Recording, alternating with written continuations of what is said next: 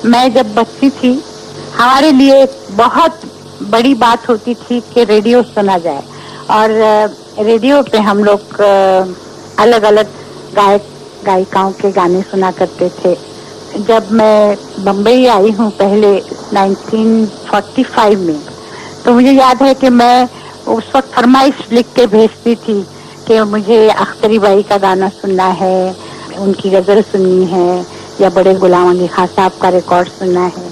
मैं तो ज्यादा उस वक्त क्लासिकल या गजल वगैरह ही सुना करती थी, क्योंकि मैं सीख भी रही थी। और हम लोग सहगल साहब को बहुत सुनते थे। 1947 में मैं विनायक राव के यहाँ काम करती थी, तो एक दिन थोड़े से पैसे मिले मुझे, तो मैं फटाफट बाजार जाके एक रेडियो खरीद के ले आई। मैंने रेडियो ला के मेरे कमरे में रखा और चल आया, और एक नीचे चटाई लगा के मैं उस पे सोई और आराम से मैं सुन रही थी। तो उसमें सबसे पहले मैंने अनाउंसमेंट सुना, वो इतना मतलब दुखदायी था कि मैं बहुत उस दिन परेशान हो गई।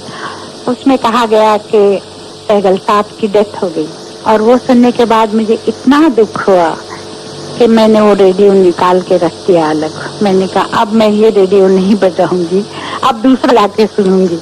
मतलब उस दिन मुझे बहुत दुख हुआ, क्योंकि मेरी लाइफ में पहली मरतबा मैंने रेडियो खरीदा था।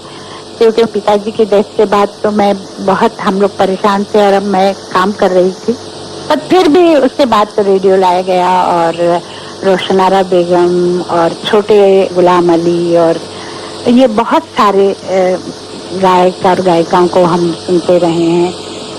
मुझे ज्यादा अच्छा लगता था उस वक्त क्लासिकल गाना या गजल अच्छी लगती थी।